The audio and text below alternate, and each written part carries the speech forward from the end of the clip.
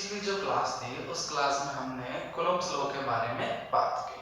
आज जो हमारा लेक्चर है उसमें हम कूलम्ब्स लॉ पे बेस्ड कुछ न्यूमेरिकल्स हैं, उन न्यूमेरिकल्स के बारे में स्टडी करेंगे और साथ ही साथ सबसे पहले हम कंपेयर करेंगे ग्रेविटेशनल फोर्स को किसके साथ, इलेक्ट्रोस्टैटिक फोर्स के साथ कंपेयर करेंगे। किस तरीके से करेंगे, तो इसके लिए सबसे पहले हम एक न्यूमेरिकल लेते हैं। वो न्यूमेरिकल ये कहता है कि there are two protons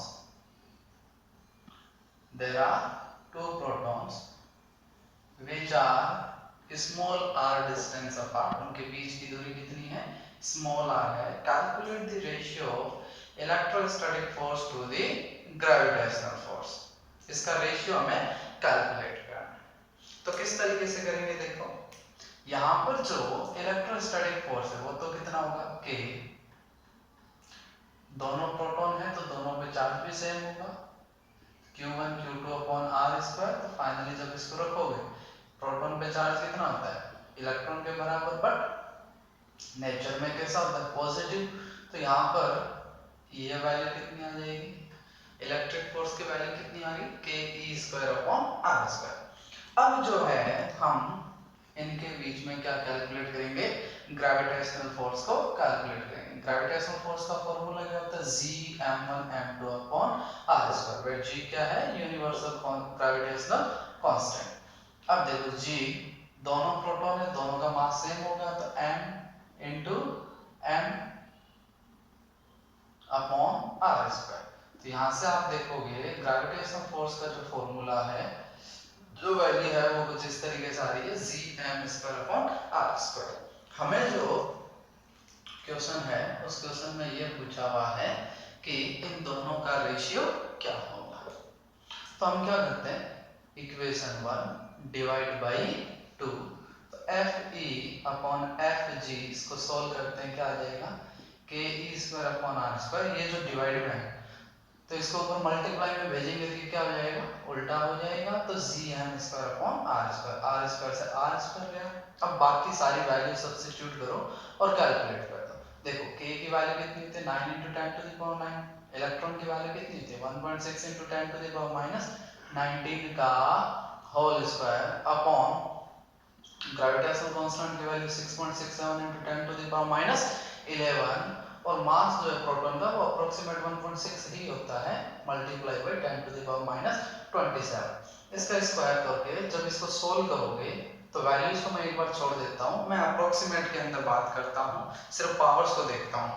तो देखो इसकी टोटल पावर कितनी हो जाएगी, ऊपर पावर है 9, 10⁻9 माइनस 19 मल्टीप्लाई बाय 2 -38, माइनस का 11 ऊपर गया, क्या हो गया, प्लस का 11, -27 मल्टीप्लाई बाय 2 -54, पावर ऊपर चली गई, क्या हो गई, प्लस की 54। जब इन सबको जोड़ोगे तो आप देखोगे टोटल पावर कितनी हो जाएगी, 54 और 11 हो गए 65, 65 और 9 कितने हो गए, 74।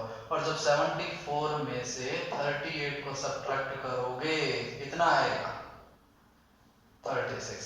तो जो इनका जो रेशियो है वो अबाउट कितना आ रहा है, 10⁻36। मतलब electric force upon gravitational force का जो रेशियो है अप्रोक्सीमेट कितना है, 10⁻36।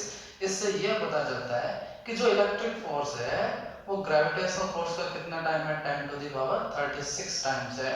तो इससे यह पता चलता है कि जो ग्रेविटेशनल फोर्स है वो इलेक्ट्रिक फोर्स के कंपेयर में बहुत छोटा है, और इलेक्ट्रिक फोर्स जो है वो ग्रेविटेशनल फोर्स के कंपेयर में बहुत बहुत बहुत स्ट्रॉन्ग है, बहुत स्ट्रॉन्ग नेचर का फोर्स है, 10⁻36 times higher than the gravitational force. तो इसका डेली लाइफ में एग्जांपल भी देख सकते हैं। अब अगर इसको अगर हमें समझना हो तो इस तरीके से समझ सकते हैं कि जो कंघा है उस कंघे को बालों में से रगड़ने के बाद जब कागज के टुकड़ों के पास लेके जाते हैं तो कागज के जो छोटे छोटे टुकड़े वो किससे चिपक जाते हैं, कंघे से चिपक जाते हैं। अगर ग्रेविटेशनल फोर्स ज्यादा होता तो कागज के टुकड़ों को क्या होना चाहिए था, कंघे से नीचे गिर जाना चाहिए था, बट वहां पर कौन ज्यादा है, इलेक्ट्रिक फोर्स ज्यादा है, इसलिए वो कागज के टुकड़े क्या होते हैं, कंघे से चिपके हुए रहते हैं। तो जो इलेक्ट्रिक फोर्स है वो ग्रेविटेशनल फोर्स के कंपेयर में हमेशा ज्यादा होता है, अबाउट कितना होता है, 10⁻36 टाइम्स। अगर ये इलेक्ट्रॉन और इलेक्ट्रॉन होते हैं तो अबाउट 10⁻39 के आसपास वैल्यू मिलती, तो ये वैल्यू थोड़ी वेरी कर सकती है, 10 to the power 39, 10 to the power 40 तक भी जा सकती है। जो हमारा मेन पॉइंट है वो पॉइंट ये था कि इलेक्ट्रिक फोर्स जो है वो ग्रेविटेशनल फोर्स के कंपेयर में क्या होता है, स्ट्रॉन्ग होता है।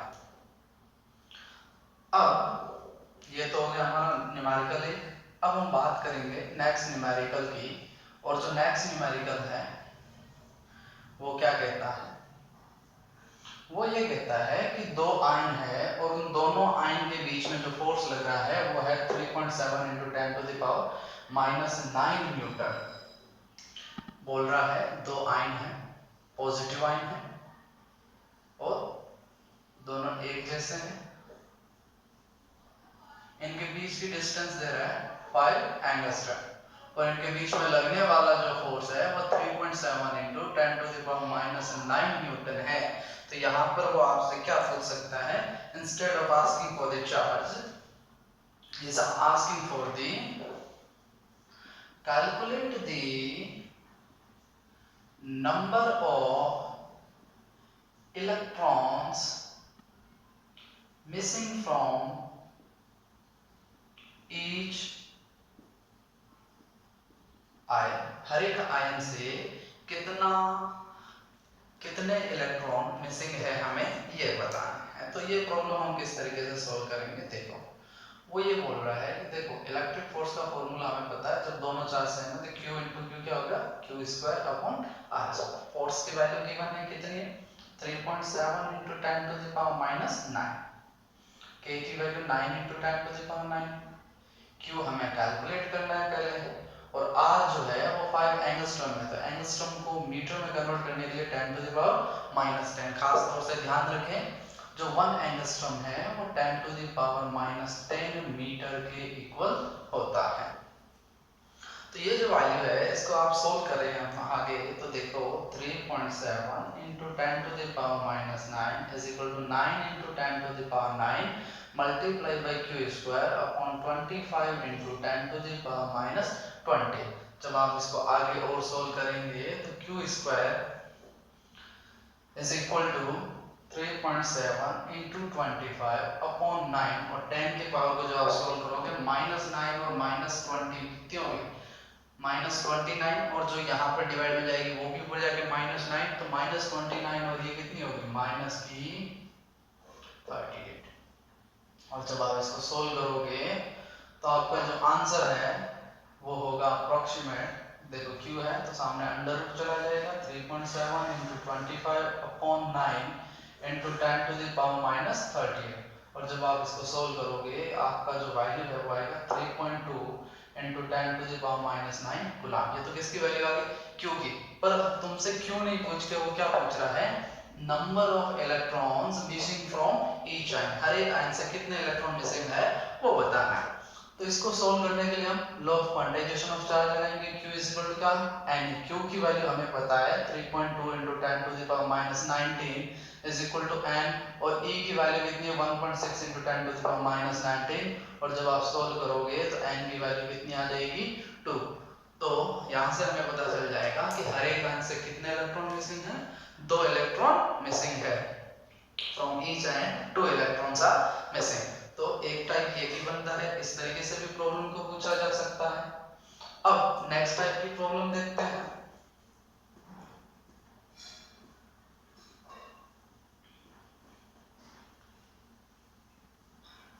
अब जो नेक्स्ट प्रॉब्लम है वो थोड़ी अलग है। नेक्स्ट प्रॉब्लम में ये कहता है, ध्यान से सुने, if distance between two charge is decreased by 1 meter, then force becomes 4 times of initial force। जो initial force है उसका कितने टाइम्स हो जाता है, 4 टाइम्स हो जाता है, ठीक है। अब देखो, then calculate the initial distance, initial distance कितनी थी वो आपसे पूछ रहा है।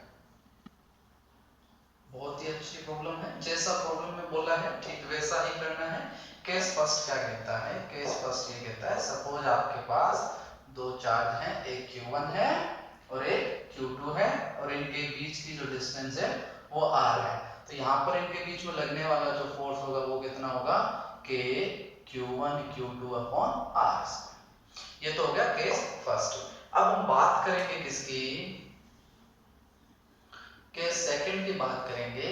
केस सेकंड में ये कहता है कि अगर इनके बीच की जो डिस्टेंस है वो पहले के कंपेयर में 1 मीटर कम कर दी, r-1 कर दिया। पहले डिस्टेंस r मीटर थी तो 1 कम कर दी तो कितनी बची, r-1। तो अब जो फोर्स है वो कितना हो जाएगा, k q1 q2 upon r-1 का होल स्क्वायर। तो हमारे पास दो प्रॉब्लम्स हो गई, दो इक्वेशंस बन गई। और इसके अलावा वो ये बोल रहा है कि अब जो फोर्स है वो इनिशियल फोर्स का कितना है, 4 टाइम्स है। तो वैल्यूज पता है, सब्स्टिट्यूट करो k q1 q2 upon r-1 का whole square is equal to 4 k q1 q2 upon r square. k q1 q2 से k q1 q2 चला गया, दोनों तरफ बोथ साइड क्या कर दो, स्क्वायर रूट कर दो। बोथ साइड स्क्वायर रूट करोगे तो क्या आ जाएगा, इसको स्क्वायर रूट से भी कर सकते हैं, 1 upon r-1 plus minus 2 upon r। यहां से आपकी क्या होगी, दो वैल्यूज आएगी, एक बार प्लस लेके सोल्व करो और एक बार इसको माइनस लेके सोल्व करो। तो जब प्लस लेके सोल्व करोगे तो वैल्यू आएगी r is equal to 2r minus 1 और यहां से 2r माइनस 2 सॉरी, तो यहां से r आ जाएगा कितना, 2 मीटर। तो r इक्वल टू एक वैल्यू आ गई 2 मीटर। और जब इसको सोल्व करोगे, इसको सोल्व करोगे तो आपके पास वैल्यू आएगी r is equal to minus 2r plus 2। तो इसको सोल्व करोगे 3r is equal to 2, r is equal to value आ जाएगी 2/3। अब आपके पास दो अलग अलग वैल्यूज आ रही है, आंसर क्या होगा, आंसर का पता चलेगा कैसे से। डिस्टेंस कितनी डिक्रीज हो रही है, 1 मीटर। मतलब पहले जो डिस्टेंस थी पर डेफिनेटली 1 मीटर से क्या थी, ज्यादा थी, 1 मीटर से ज्यादा थी, मतलब 1 मीटर ज्यादा किस में आ रहा है, 2। तो फाइनली हम क्या कहेंगे, इन दोनों के बीच की इनिशियल डिस्टेंस कितनी थी, 2 metre. We can not say 2/3 because it is less than the 1 metre, क्योंकि इससे 1 मीटर से कम नहीं किया जा सकता। तो इनिशियली उनके बीच की डिस्टेंस कितनी थी, 2 मीटर डिस्टेंस थी। तो एक टाइप ये होता है। इसके अलावा नेक्स्ट भी देखते हैं।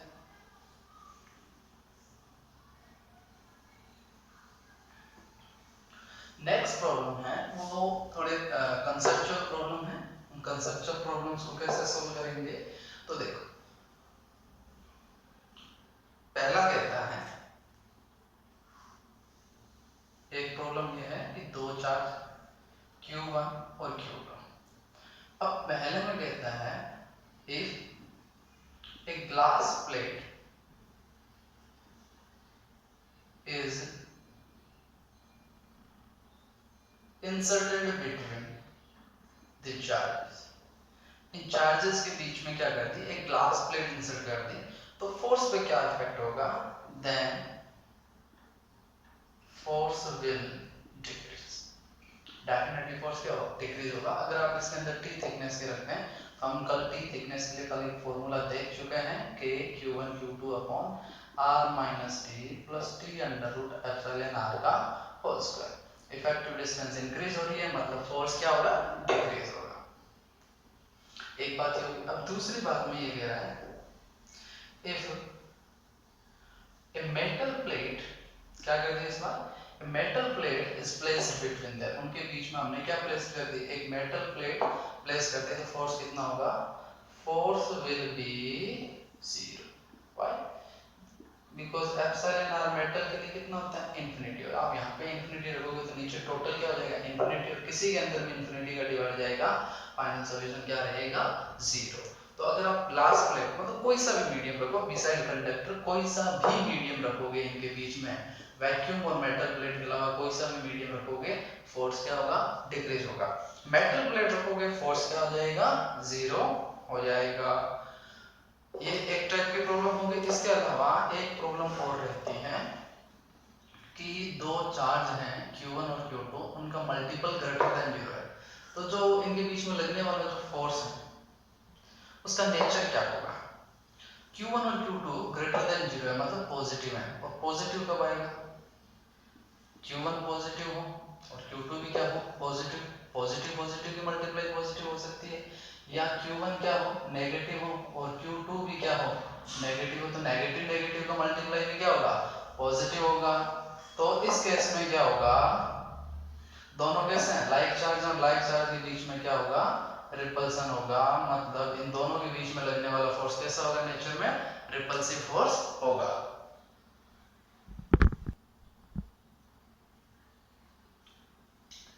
अब हम आगे देखते हैं इसी की दूसरी प्रॉब्लम, अगर Q1 और Q2 लेस देन 0 आ रहा मतलब नेगेटिव आ रहा, लेस देन 0 मतलब नेगेटिव, वो कब पॉसिबल है जब Q1 पॉजिटिव हो और Q2 क्या हो नेगेटिव हो, या Q1 नेगेटिव हो और Q2 कैसा हो पॉजिटिव हो।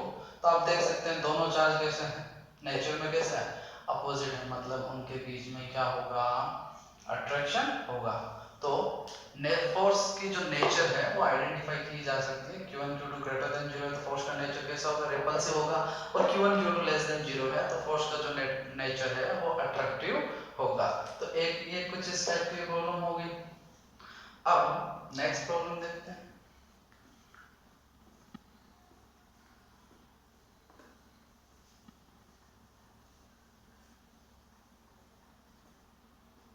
देखो नेक्स्ट प्रॉब्लम में वो ये बोल रहा है कि एक बॉल है जिसका मास m और इसको चार्ज q दिया हुआ है, ये बॉल है a, ये बॉल है मास m चार्ज q, इसके नीचे एक दूसरी बॉल है सेम, तो इसके ऊपर चार्ज कितना होना चाहिए और नेचर क्या होना चाहिए, ताकि जो ये बॉल ए जो है ये ग्राउंड पे रखी हुई है, बॉल ए का है एयर में है, ये एयर के अंदर बनी रहे इक्विलिब्रियम में रहे, ये बॉल नीचे ना गिरे, मास इसका एम ही है, इसका मास एम है, ऐसी एक बॉल बी है इसका भी मास एम है सपोज। अब पूछ रहा है अगर इसको चार्ज क्यों दिया है तो इसको कितना चार्ज दिया है कि ये इसको क्या करे बैलेंस कर दे। ये जो m है इस m की वैल्यू तुम्हें गिवन है कितनी 8 ग्राम, और इसी के साथ जो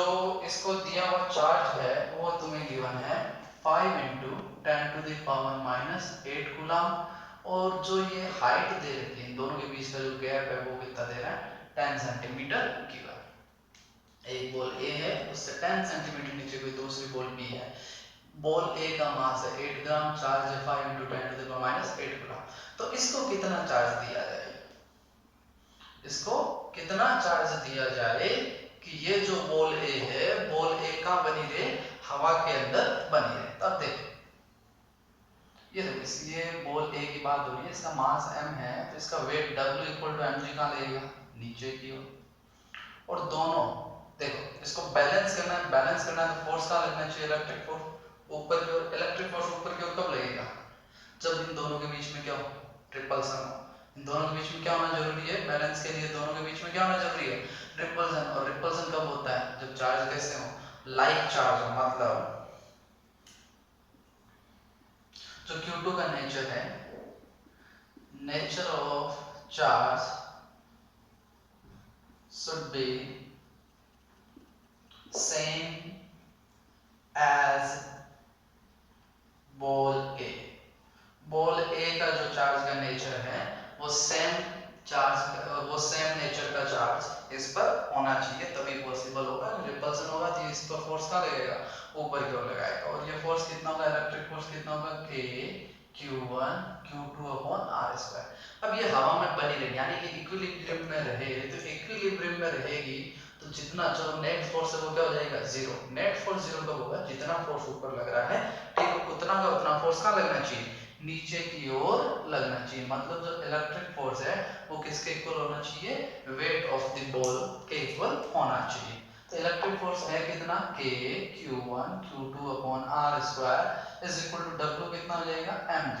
अब देखो K की वैल्यू कितनी है 9 into 10 to the power 9, Q1 है हमारा 5 into 10 to the power -8, Q2 है हमारा Q जिसकी वैल्यू कैलकुलेट करनी है, R दे रहा है 10 सेंटीमीटर, 10 सेंटीमीटर को मीटर में कन्वर्ट करोगे तो कितना हो जाएगा 0.1 मीटर इसका स्क्वायर, और इज इक्वल टू मास दे रहा है 8 ग्राम, ग्राम को किलोग्राम में कन्वर्ट करोगे 10⁻³ और ग्रेविटी की वैल्यू कितनी ले लो 10 ले लो। और जब आप इस सारी कैलकुलेशन को सोल्व करोगे तो क्या आ जाएगा आपके पास आंसर 0.01, 0.1 का होल स्क्वायर 0.01, इधर मल्टीप्लाई भेज दिया और ये सारा कुछ कहाँ चला जाएगा इधर 9 × 5 × 10⁻1 बचेगी वो इधर चला जाएगा, इसको इधर काट दिया तो यहाँ से आप देखोगे q की वैल्यू क्या आएगी, पॉइंट हटेगा 2 0 नीचे वापस 10⁻² और 3 कितनी होगी 10⁻5 और नीचे क्या आ गया 8/45, ये आपका आंसर आ जाएगा। इसको आगे सोल्व करोगे तो ये इतना चार्ज इस बॉल को गिवन होना चाहिए तब जाके ये बॉल क्या रहेगी हवा के अंदर इक्विलिब्रियम में रहेगी। तो एक प्रॉब्लम का टाइप ये हो गया। अब हम देखते हैं इसके आगे बेस्ड कुछ और प्रॉब्लम।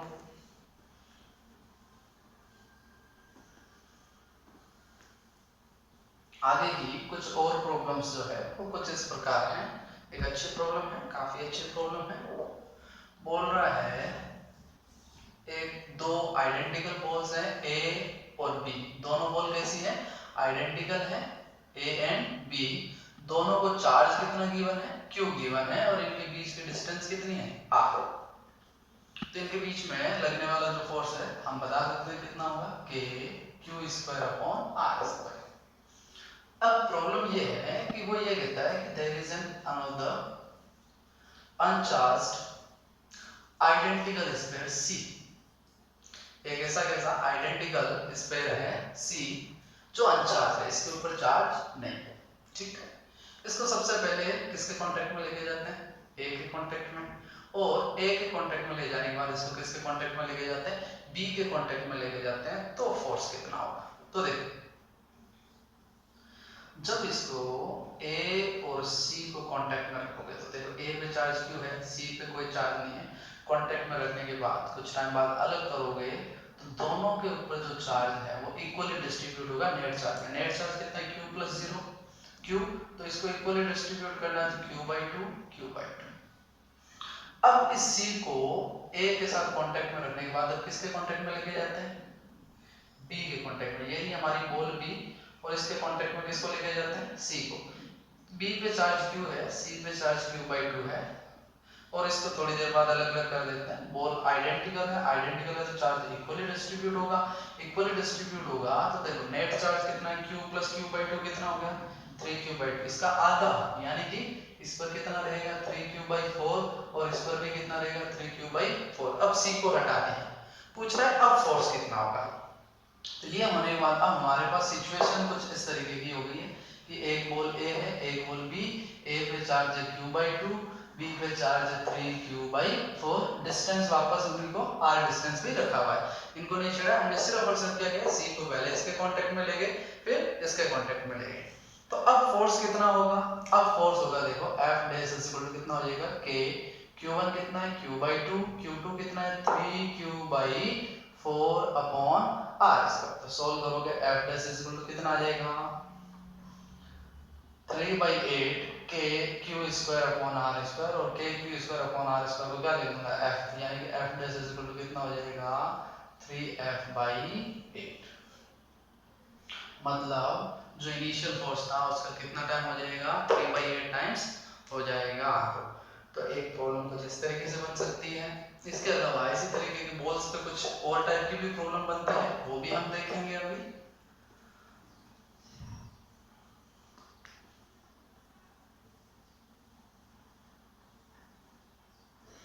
तो देखिए और जो प्रॉब्लम है वो किस टाइप की है, नेक्स्ट प्रॉब्लम देखते हैं। बोल रहा है कि दो बॉल्स हैं ए और बी, ठीक, इनके ऊपर चार्ज है इक्वल चार्ज है मैग्नीट्यूड, या इनके ऊपर क्या इक्वल चार्ज है मैग्नीट्यूड में q एंड q।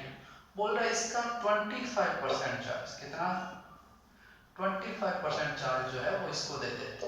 तो अब फोर्स कितना होगा, इनिशियली फोर्स कितना था इनके बीच में F k q²/r²। अब 25% q का 25% कितना होगा q/4, q/4 इसके पास चला गया तो इसके पास नेट चार्ज कितना हो गया q, पहले से था q/4 और आ गया तो हो कितना गया 5q/4, इससे क्यू था, q/4 चला गया, पीछे बचा कितना 3q/4। अब फोर्स कितना होगा k 5q/4 multiply by 3q/4, q2 की value upon r square. Solve कर दो, f डैश की वैल्यू कितनी आ जाएगी 15/16 k q square upon r square, मतलब f डैश कितना हो जाएगा इनिशियल फोर्स का 15/16 टाइम्स हो जाएगा। तो प्रॉब्लम इस तरीके से हो सकता है। इस सेम प्रॉब्लम को आपसे इस तरीके से पूछ सकता है कि इसके ऊपर चार्ज क्यों है, इसके ऊपर चार्ज माइनस क्यों है और इसका 25% इसको दे दिया जाता है, तब नेट फोर्स कितना होगा। ये भी एक अच्छी प्रॉब्लम है, तो इसको भी हम सॉल्व कर सकते हैं। किस तरीके से करेंगे, तो देखो वो भी मिलती जुलती प्रॉब्लम है। अब देखो अगर इसमें माइनस क्यू है, इधर क्यू है, तो इसका 25% आ रहा है, यानी कि माइनस का q/4 इधर आ रहा है, तो इस पे अब नेट चार्ज कितना हो गया 3q/4, और इससे माइनस q/4 चला गया, बचा कितना माइनस का q/4 चला गया, बचा कितना माइनस का 3q/4, और जो नेट फोर्स है वो कैसा हो जाएगा k 3q/4, इस पर भी चार्ज कितना है 3q/4। ध्यान रखें फॉर्मूले में हमेशा मैग्नीट्यूड रखना होता है, साइन रखना नहीं है। F इज इक्वल टू, अब यहाँ से सोल्व करोगे कितना आ जाएगा 9/16 k q square upon r square. तो जो अब जो फोर्स है वो इनिशियल फोर्स का कितना आ जाएगा 9/16 टाइम्स आ जाएगा। दो ये एक जैसी प्रॉब्लम है, अलग अलग तरीके से पूछे जा सकती है। एक तो दोनों के अंदर चार्ज का अपोजिट नेचर का हो, एक है जब दोनों के अंदर चार्ज कैसा हो सेम नेचर का हो। तो इस तरीके से भी ये आपको प्रॉब्लम पूछी जा सकती है। इसके अलावा और भी तरीके हैं प्रॉब्लम्स को पूछने के। कूलम्ब्स लॉ पे और भी प्रॉब्लम डिस्कस करेंगे हम, देखते हैं। देखो एक प्रॉब्लम इस तरीके से है कि भाई एक रिजिड सपोर्ट है और उस रिजिड सपोर्ट से दो इंसुलेटेड थ्रेड है, उन थ्रेड से हमने कोई दो चार्ज बांध रखे हैं। दोनों चार्ज नेचर में कैसे हैं, नेचर और मास में दोनों कैसे हैं सेम है, और वो वर्टिकल के साथ कितना एंगल बनाते हैं थीटा। तो आपसे पूछ रहा है एक तो स्ट्रिंग के अंदर टेंशन कितनी, अगर वो आपसे चाहे तो थीटा भी पूछ सकता है और वो आपसे क्यू भी पूछ सकता है, सर्टेन वैल्यूज गिवन हो तो आपसे ये चीजें पूछी जा सकती है। अब इस टाइप के प्रॉब्लम सोल्व करनी हो तो सबसे पहले आपको क्या करना पड़ेगा, एफबीटी बनानी पड़ेगी। किस तरीके से बनाएंगे एफबीटी, अब देखिए ये दोनों रस्सियां क्या है तनी हुई है, स्ट्रेच है, स्ट्रेच है तो स्ट्रेच्ड स्ट्रिंग के अंदर क्या रहता है, क्या प्रोड्यूस होता है टेंशन, तनाव रहेगा। इसका जो वेट है वो mg वो हमेशा कहाँ रहेगा नीचे की ओर। और देखो दोनों पे चार्ज कैसा है सेम है, तो दोनों एक दूसरे को क्या करेंगे रिपेल करेंगे, तो इलेक्ट्रिक फोर्स लगेगा। अब देखो सोल्व कैसे करना है, ये एंगल थीटा है, ये भी एंगल कितना होगा थीटा होगा, थीटा होगा इधर कितना आ जाएगा t cos थीटा कंपोनेंट आ जाएगा, और इधर कौन सा आ जाएगा t sin थीटा। ऐसा क्यों, मतलब जिस तरफ थीटा उधर हमेशा कौन सा कंपोनेंट लेना है cos थीटा, और उसके परपेंडिकुलर डायरेक्शन में हम कौन सा कंपोनेंट लेंगे sin थीटा।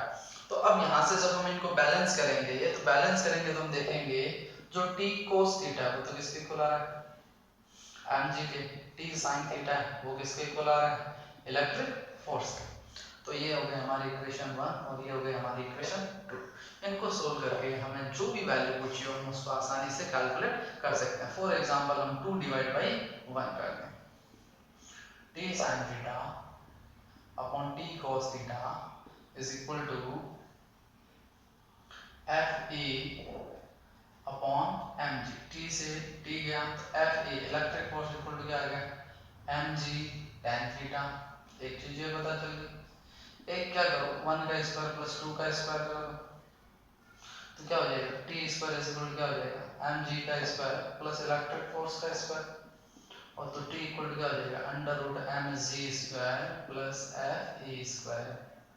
और अगर आपसे क्यों पूछ रहा है तो आपको क्या करना है, यहाँ पे जो fe है इस fe को सब्स्टिट्यूट कर दो, किससे fe को सब्स्टिट्यूट करना है किससे q स्क्वायर अपॉन किससे सब्स्टिट्यूट करोगे डिस्टेंस। अब दिक्कत ये है सब डिस्टेंस कैसे पता करें, बहुत आसान काम है। अगर आपको लेंथ l दे रखे है और आपको इनके बीच की डिस्टेंस चाहिए r, तो देखो ये l है तो ये जो डिस्टेंस है वो कितनी होगी l sin थीटा, और ये जो डिस्टेंस है वो भी कितनी होगी l sin थीटा। तो r इज इक्वल टू क्या हो जाएगा 2l sin थीटा। तो आपको क्या करना है r की जगह ये वैल्यू पुट करनी है कैलकुलेट कर सकते हो, Q की वैल्यू को इजीली